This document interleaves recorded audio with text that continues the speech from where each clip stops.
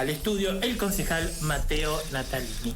Mateo, muy buenas noches, ¿qué tal? ¿Cómo estás vos? Buenas noches, José Luis, buenas noches a la audiencia. Estoy debutando en las noches de FM Centro. Exactamente. Es la primera vez que me toca venir de noche y la verdad que está bueno este horario, me gusta. Te felicito por, como siempre te lo digo, por innovar, por preocuparte por mejorar, por llevar la noticia a los vecinos, por estar siempre presente. Esto creo que de alguna manera nació en la pandemia con los pequeños reportes que hacías vos a través de los vivos, que eran muy provechosos y que la gente lo esperaba, y que se transformaba en el último reporte diario. Exactamente. Y que hoy ya no solo es una transmisión en vivo a través de tus redes sociales, sino que estás en la televisión y en la radio, así que felicitaciones. Muchísimas por siempre gracias. Querer mejorar y brindarle un servicio más a la sociedad. Esa es la idea, llegar con más información, más noticias y la voz de los protagonistas a la gente de nuestra comunidad. Mateo, primera cuestión que obviamente tiene que ver con la sesión de anoche, que se lo preguntamos hoy al secretario del gremio de los trabajadores municipales. ¿Qué pasa con la cuestión persecución política en nuestra comunidad? Bueno, José, creo que todos nosotros desde nuestro lugar de concejales, ustedes en su rol de periodista, hemos recibido en el último tiempo manifestaciones de empleados municipales, algunos dando su nombre y apellido y otros utilizando algunos herramientas para mantener el anonimato, donde nos decían que después de las elecciones del 12 de septiembre están sufriendo algún tipo de presión o instigación para de alguna manera inducirlos a votar de determinada forma el próximo 14 de noviembre. Pero no solo eso, hay un caso de testigo que es público, que es el de una persona que trabajaba en un consultorio en una de las salitas como secretaria, que participó abiertamente en uno de los espacios de Juntos que participó de las elecciones primarias el pasado 12 de septiembre, que ha sido corrida de su lugar, la han cambiado de su puesto de trabajo, pero ni siquiera se le ha respetado su categoría administrativa, es decir, ella, por lo que pude averiguar, está categorizada como administrativa, debería prestar tareas administrativas y hoy se la pasó a prestar tareas de limpieza. Con esto no quiero decir que un trabajo sea mejor que el otro, ¿no?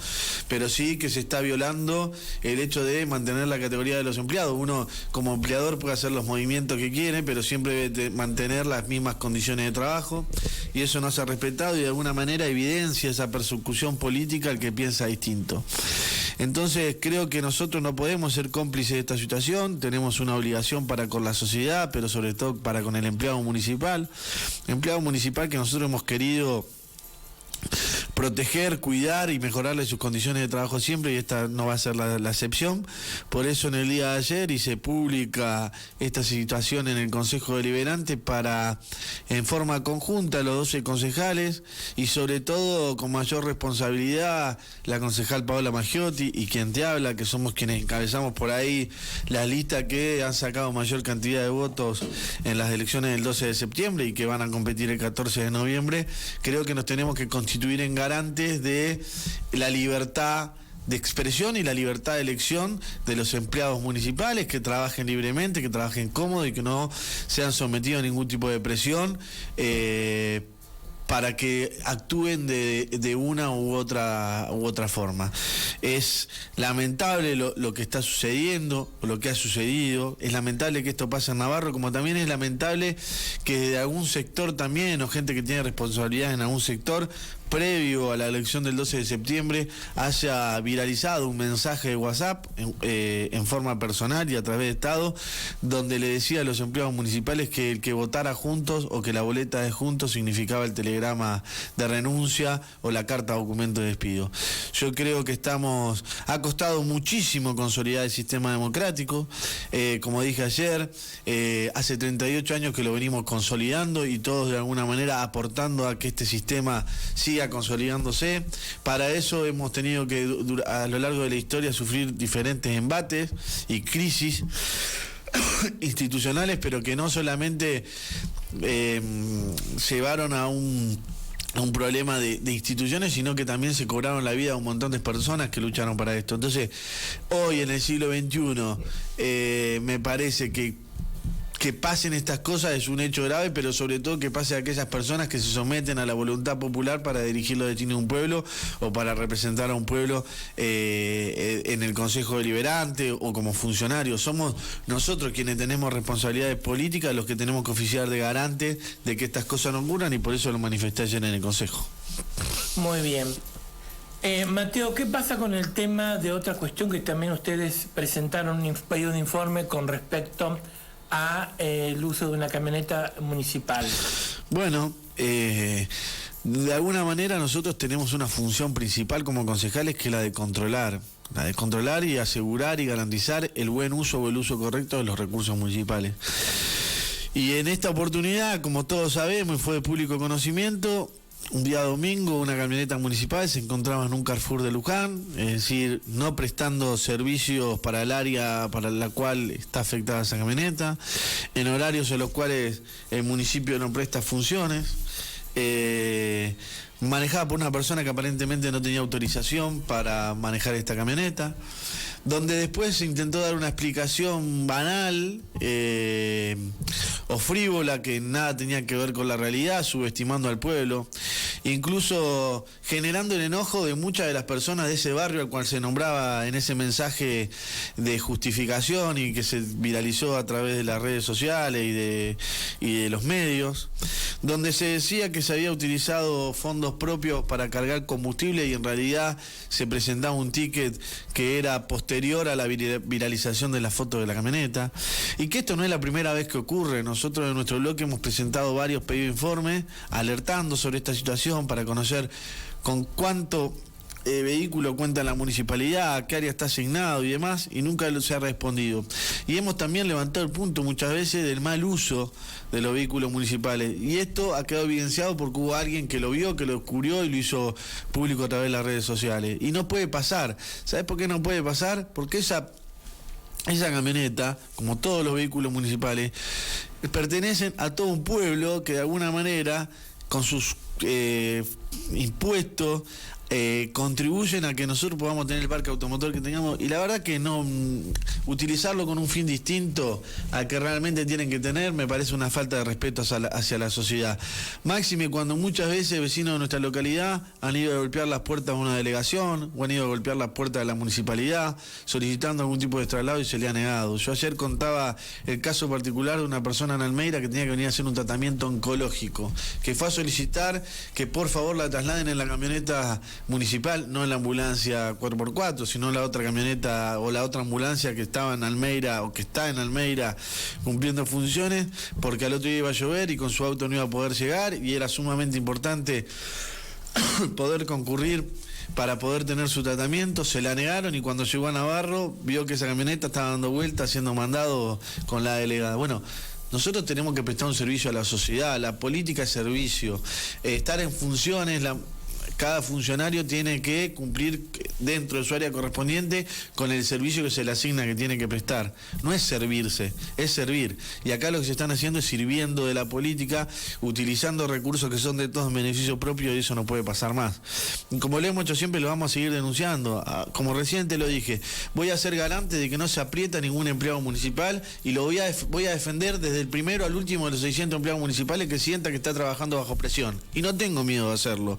Y también voy a denunciar cada cosa que se hace mal, como es este tema de la camioneta, y como lo hemos venido haciendo. No se puede, y no hay que subestimar a la gente, ni tomarla de tonta, ni reírsele en la cara. Estas cosas no se pueden hacer. Los recursos del Estado son del Estado, y una de las obligaciones que tiene un intendente y tiene un funcionario es administrarlo de la mejor manera y la manera más eficiente posible, y no lo están haciendo. ¿Y lo del tema de las dos ambulancias? Bueno, el tema de las dos ambulancias, de alguna manera, va en ese sentido, José Luis, en el del aprovechamiento de los recursos municipales en beneficio de los vecinos de Navarro, y que los recursos que tenemos estén disponibles y al servicio de cada uno de los navarreros. Ayer vos mismo escuchaste en el recinto del Consejo Deliberante que se decía que una ambulancia se rompió en diciembre del 2019 y aún no ha sido arreglada, es decir, 1 año y medio sin ambulancia, cuando en ese año y medio pasaron un montón de cosas. Por ejemplo, se tuvo que traer una ambulancia del interior, se dejó a los vecinos de JJ Almeida sin ambulancia, porque la de acá estaba rota o no funcionaba, y a su vez teníamos 2 ambulancias tiradas en un depósito municipal, que aún hoy están tiradas. ¿Y cuál es la excusa que se utiliza para ello? La pandemia. La pandemia ha servido de excusa para tapar de alguna manera un montón de inoperancia o ineficiencia de parte de un montón de reparticiones estatales, ya sean nacionales, provinciales o municipales, en decir, no pude porque prioricé el tratamiento de la pandemia, no pude porque estaba la pandemia. Incluso a mí me pasa en mi profesión. Los juzgados han funcionado mal y la culpa se le echan a la pandemia. Pero la realidad, que uno de los grandes desafíos, es que no se resientan los servicios municipales ante una adversidad de este tipo. Pero como decían ayer, no pueden decir que la pandemia ha sido la excusa, José, porque durante la pandemia pasaron un montón de cosas, generaron un montón de gastos, compraron un montón de cosas que no eran tan necesarias como el arreglo de una ambulancia. Una ambulancia, o 2 ambulancias cuyo arreglo, hemos escuchado ayer, hoy en el año 2021, implican una erogación de 1 millón de pesos, que ya en el 2019 era mucho menos, pero que en un presupuesto de 770 millones de pesos, como era el año pasado, era una erogación, un gasto ínfimo, y que a su vez le iba a solucionar o le iba a cambiar la realidad de vida a un montón de vecinos. Por ejemplo, teniendo 2 ambulancias además, en lugar de tener 9 funcionando, tenés 11, te permiten prestar un servicio mejor a la sociedad. Tener una ambulancia apostada de fin de semana a la laguna, por ejemplo, cuando hay la cantidad de gente que hubo este fin de semana, que creo incluso que el servicio de enfermería no se está prestando, por lo que me dijeron. El fin de semana en la laguna hubo una persona que sufrió una descompensación, que no era de Navarro y creo que terminó falleciendo. Y no había una ambulancia, había una sola ambulancia para prestar un servicio cuando la laguna estaba llena, cuando el Club de Rego estaba lleno, y en el mismo tiempo, casi en forma simultánea, se produjeron 2 hechos sumamente importantes que requerían una ambulancia. Y tenemos 2 ambulancias rotas. Y que lo que dicen es, no priorizamos la pandemia. Nosotros durante todo este año y medio priorizamos los gastos de la pandemia. Y no era necesario tener una ambulancia al servicio de la sociedad o tener más ambulancias al servicio de la sociedad durante una pandemia, cuando todos sabemos y conocemos que quienes prestaban o hacían el servicio de seguimiento eran llamados por un montón de vecinos diciéndole que llamaban al 107 y no daban abasto para poder asistirlo. ¿No era necesario tener una ambulancia para poder reemplazar a aquella que estaba rota y no traerse una ambulancia de JJ Almeida? Priorizaron la pandemia y priorizaron la salud en la pandemia cuando dejaron ir a 10 médicos por no dialogar. Bueno, la realidad es que a veces estamos cansados de que quieran justificar todo y que intenten tapar el sol con la mano.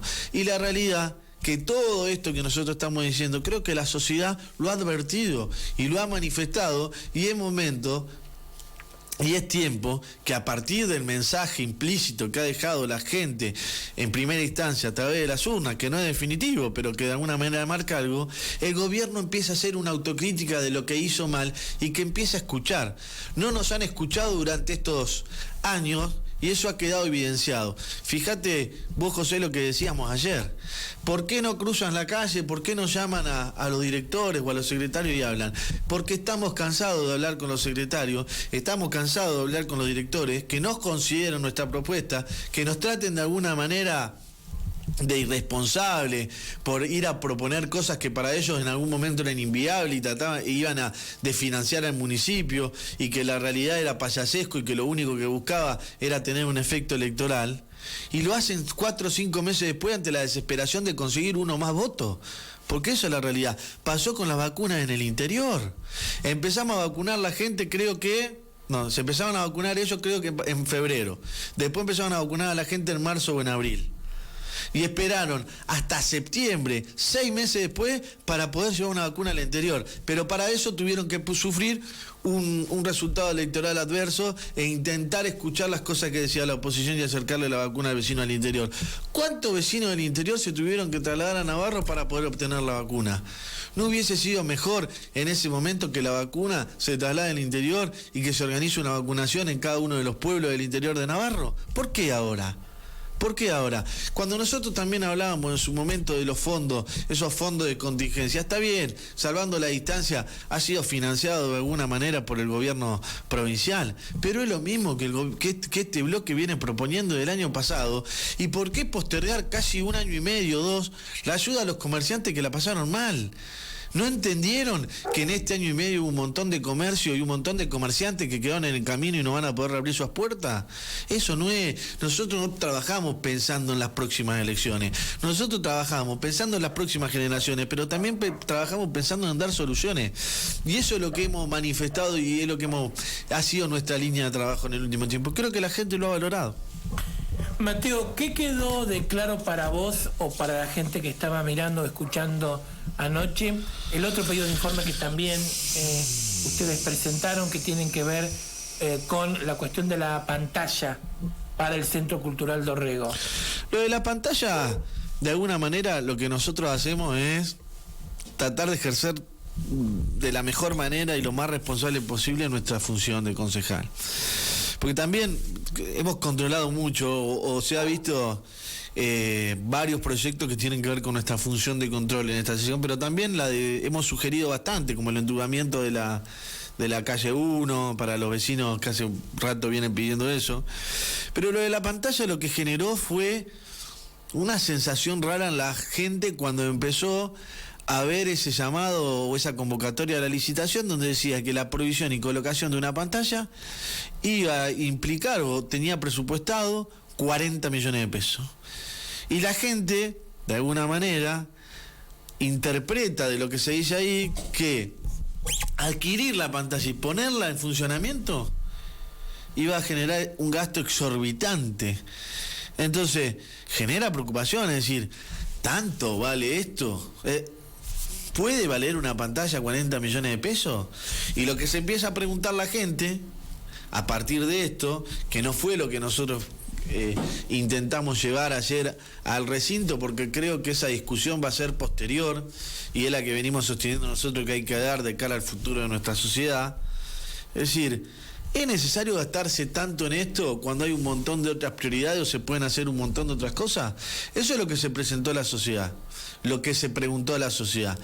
Lo que nosotros intentamos llevarle ayer a la sociedad fue certeza, es decir, ¿por qué vale tanto esta pantalla? Bueno, cuando se presenta este primer informe, ellos reconocen el error de que el llamado a la licitación estaba mal, que había sido mal redactado y que no solamente la provisión y colocación de pantallas, sino que estaba el sonido, el proyector, el cableado, la capacitación de la gente, la instalación de los software, que aún así, creo, nos sigue pareciendo un poco caro.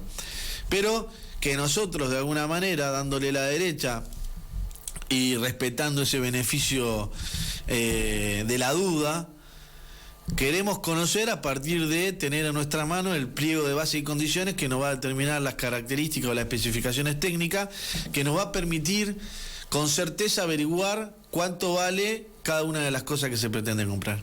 Y ahí decirle a la gente de Navarro, mire, quédese tranquilo que estos 40 millones de pesos se gastaron bien. Ahora, es cierto lo que manifestaban ayer, estos 40 millones de pesos vienen desde Nación. Es un fondo afectado, se puede utilizar en esto y no se puede utilizar en otra cosa. Y lo que nosotros le decimos es, de alguna manera, si ustedes están gestionando esto antes que esto, también marca o deja de manifiesto en forma palmaria cuáles son las prioridades de este gobierno, que ya habían quedado de manifiesto a la hora de tratar el presupuesto, porque Cultura se llevaba una porción grande de lo que era el presupuesto municipal, mucho mayor a la de seguridad, mucho mayor a la de producción, mucho mayor a la de trabajo. Entonces, creo que lo que nosotros tenemos que hacer en una segunda instancia, que nada tiene que ver con lo que se va a gastar, es ver hacia dónde queremos ir, o ver cuáles son las prioridades de nuestro pueblo, porque ayer mostraban el cine. La verdad que yo estoy re contento de que haya un cine, estoy a favor de la inclusión, estoy a favor de la cultura, estoy a favor de que más gente se forme y tenga acceso a más conocimiento, o que tenga una cultura general que le va a ser provista por espectáculos culturales que se van a poder dar en este centro cultural. De eso todo estamos a favor.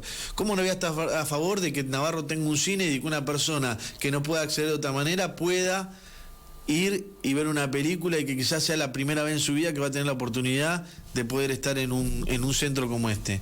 Ahora, si vos le mostrás ese cine a la gente y la gente de alguna manera lo contrasta con su realidad, que no tiene vereda, que no tiene cordón cuneta, que no tiene cloaca, que no tiene asfalto, yo creo que la gente va a preferir que se invierta o que se gestione a fin de obtener fondos para realizar estas obras que son de primera necesidad, y que en una segunda instancia no demos lujo, porque estos son lujos. Esto es un lujo, porque de alguna manera se reconocieron que había un minicine en el CEPLA y que no se utilizó, o se utilizó mal. Y lo que terminamos haciendo es llenando Navarro de elefantes blancos o de obras que muchos nos preguntamos para qué y que después no se utilizan como tal. Vos, José, ¿conocés cuál es el estado de los playones deportivos hoy en nuestra localidad y en el interior? La mayoría están en un estado de abandono absoluto, y no han cumplido casi ninguna función, y han generado al gobierno nacional, porque dicen viene de Nación, pero la plata de Nación es plata nuestra también, que nosotros tenemos que velar por su buen uso y cumplimiento. Entonces, esa plata vino de Nación, se realizaron una serie de playones deportivos que hoy están prácticamente abandonados y no se le dieron uso. Tenemos un CEPLA que puede oficiar de Zoom, que tiene un cine, que tiene un centro de grabación, que podría haber prestado u ofrecido un montón de oportunidades a un montón de chicos de nuestra localidad, que creo que esa era la función, para que se formen, para que puedan salir de ciertos flagelos en los cuales Navarro no está ajeno, para que se pueda contener.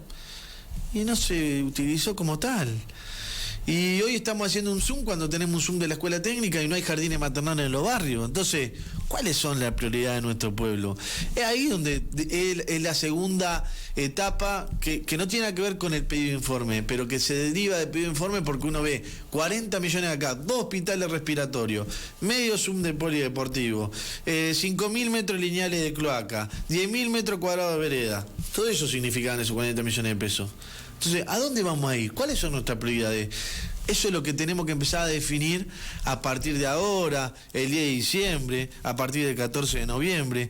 Es donde tenemos que estar todos juntos, juntarse todas las fuerzas políticas, las que van a acceder al Consejo Deliberante, las que no, y decir, las prioridades en Navarro son estas, trabajemos en este sentido, legislemos o propongamos ideas en este sentido y continuémosla independientemente de quién gobierne en el 2023, en el 2027 o en el 2031. Navarro necesita políticas a largo plazo. ¿Y cómo se hacen? Con verdaderas políticas de Estado donde todos contribuyan o aporten para cimentar la base del Navarro de los próximos años. Bien. Mateo, quiero ir ya terminando la entrevista preguntándote, y ya hablando un poquito de política y de cara a lo que tiene que ver particularmente con la cuestión electoral, la cuestión de Juntos. Bueno, pasó la interna, ¿no es cierto? ¿Qué quedó de la interna? Y si te has reunido con el doctor Horacio Rodríguez.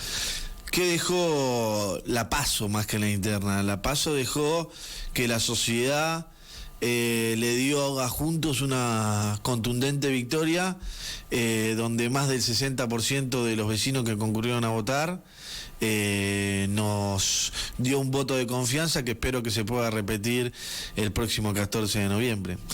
Yo no me gusta hablar de una victoria personal, a mí me gusta hablar de la victoria del conjunto, y en esto siempre me has escuchado decir desde el mismo lunes post elecciones que la victoria fue de Juntos, de las 32 personas que conformaban la lista de Juntos y de todas aquellas personas que de atrás conformaban los equipos de trabajo de Juntos y que trabajaron muchísimo para poder llegar a cada vecino de Navarro y darle mensaje. Y ese es el camino que tenemos que seguir recorriendo. Nuestro mismo nombre o denominación de espacio lo dice, Juntos, vamos a caminar juntos. A mí, vos sabés que lo dije siempre, lo voy a seguir sosteniendo, la PASO me parecía innecesaria, siempre buscamos la unidad desde el comienzo, no se pudo dar, pero se utilizó esa herramienta para ordenar la lista. Hoy justamente se está terminando de firmar las aceptaciones de los cargos, de cómo ha quedado la lista conforme a la reglamentación. El compromiso de trabajar en conjunto está desde ese mismo domingo a las 8 de la noche, tanto de una lista como de la otra, de todo el espacio. Hoy ya no hay más dos grupos, hay uno solo que ya se ha reunido en 2 oportunidades. Todavía no he tenido la oportunidad de reunirme con Horacio a solas porque por motivos de agenda de uno u otro todavía no hemos coincidido, pero sí lo hemos hecho en forma grupal. Son muchísimas más nuestras coincidencias que por ahí las pequeñas diferencias que pueden existir, porque si no, la PASO no hubiese existido, pero estamos todos comprometidos de que es necesario seguir dando esta pelea, por decirlo de una manera, para terminar con la prepotencia, con el abuso del poder, con ese autoritarismo que ha sido reconocido de alguna manera, y con este populismo demagógico que muchas veces intenta hacerle creer a la gente que le está haciendo un favor y lo único que hace es someter cada vez a más personas y crear dependencia. Vamos a trabajar muchísimo para generar más oportunidades de los vecinos de Navarro, para tener un mejor control sobre el Ejecutivo y sobre todo, como te dije antes, para generar un camino de diálogo que nos permita cimentar la base de Navarro por los próximos 20, 30, 50 años y que lo hagamos entre todos. Mateo, gracias por venir esta noche. No, muchísimas gracias. Muchísimas gracias a vos, José Luis, y bueno, un placer estar en tu casa y me parece que me gusta más la noche que la mañana. Bueno, vamos a tratar de que se repita en la noche. Un abrazo grande. Gracias, Mateo, muchas gracias.